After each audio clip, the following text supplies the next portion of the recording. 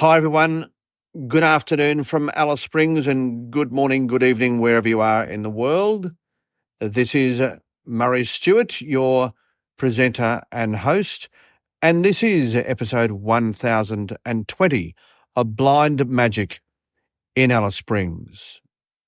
I just want to tell all of you out there who are struggling post a stroke that there is and can be a life after your stroke event. I went and consulted with our visiting neurologist who comes up from Sydney every 3 months, Dr. Angela Today. And we discussed my future and my current circumstances with my battle post my couple of strokes that I have had, because of all of the challenges that I've ever been confronted with in my entire life, without question, my most difficult battle has been overcoming the strokes.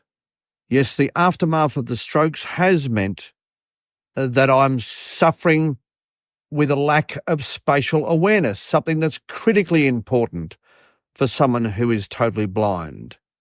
Yes, for us to be able to sense a room, to sense any environment, and to be able to therefore recognise where people are, where walls are, where doors are, etc., is absolutely vital for a totally blind person's independence. Yes, we do need to have spatial awareness. And that has diminished as a result of my strokes. Yes, my sensory awareness abilities have diminished, and I have found it difficult.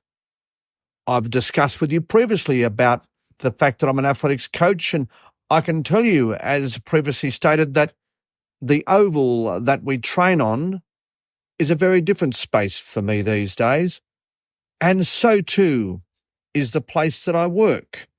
Yeah, the clinical environment has become a different place, and so too has my home.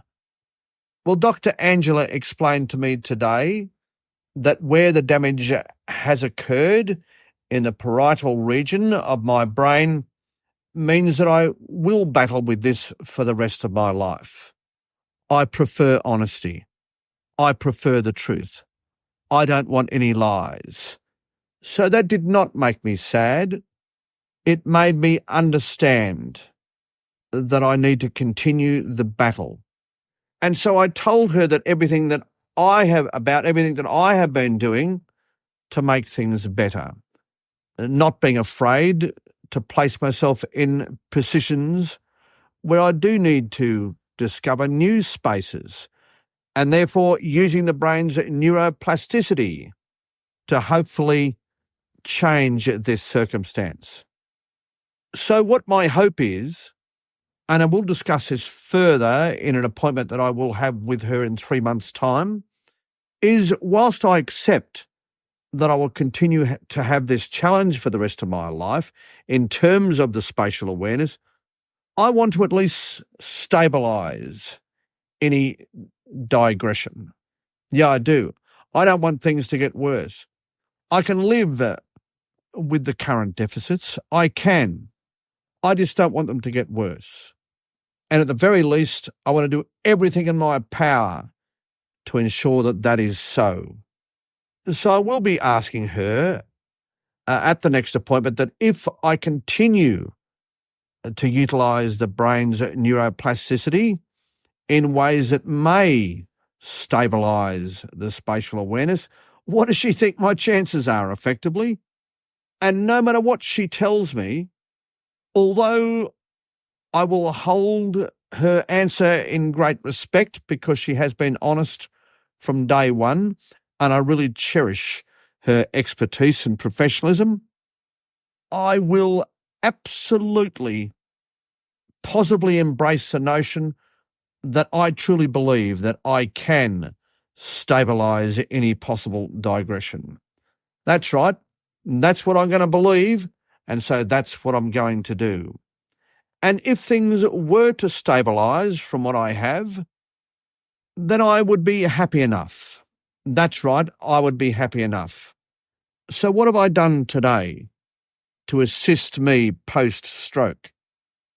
One of the other big challenges I had in my life was with the separation and subsequent divorce of my third marriage. Yes, that was the hardest of them all.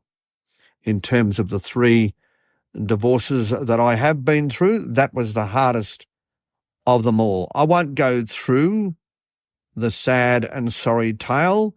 That is now history. That is now behind me.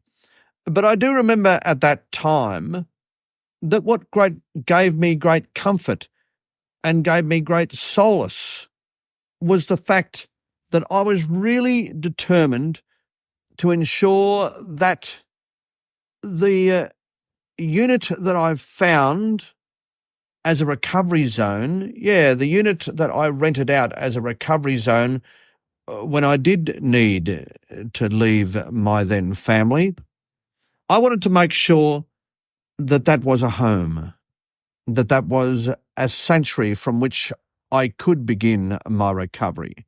And a very, very important part of that was to be able to come home after a day's work and cook my own meal. Yeah, just something simple. I'm not and never will be a gourmet chef, but just to come home, close the door, put on the television, and be able to fix myself up a simple but tasty meal was very, very important in respect to my recovery. So when you're totally blind, in order to achieve this goal, your cooking equipment needs to be, or cooking appliances, need to be practical, need to be simple, and needs to be accessible. And so I got myself at that time a very easy-to-use air fryer. Yes, I did. I remember a friend of mine told me about the air fryers when she was shopping. That's right, she did. She told me all about the air fryers. And for me, it was a great revolution.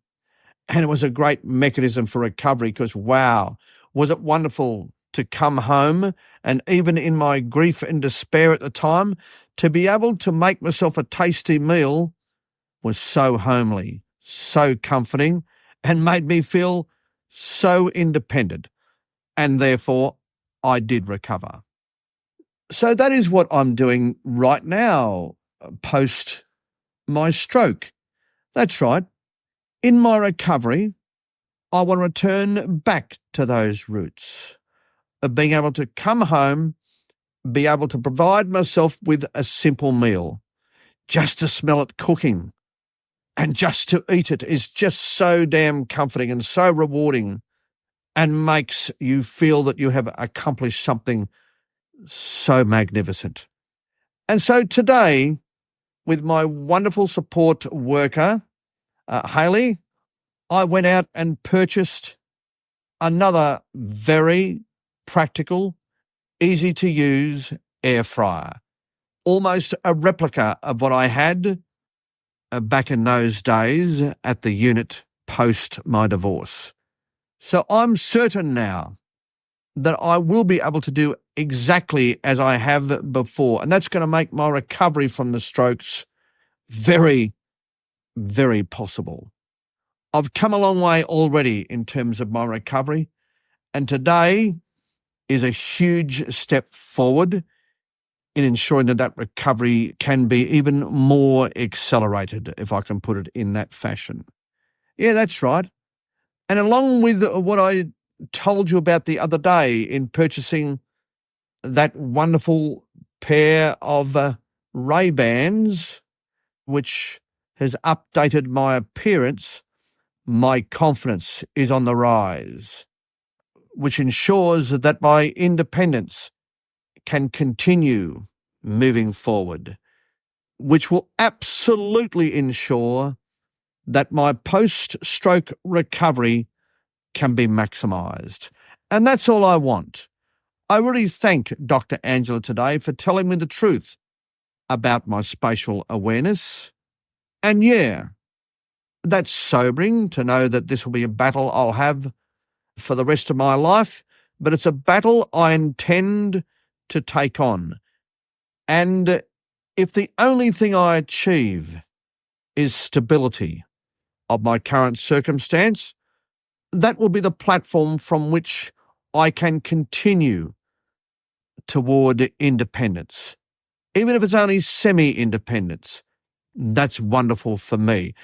To be able to invite someone home and to put on a plate for them a meal that I've cooked with my own hands will absolutely restore my self-belief, and that will allow my confidence to continue on the rise and rise.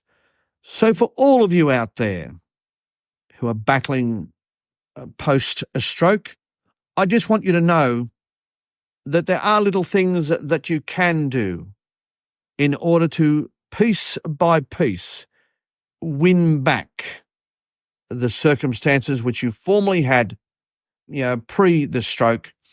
And you never know, you may also end up in a spot that you will also be comfortable with. And that's certainly my aim. And today I took a very, very big step in achieving that aim. Thank you for listening. This has been episode 1020, a Blind Magic Communications production.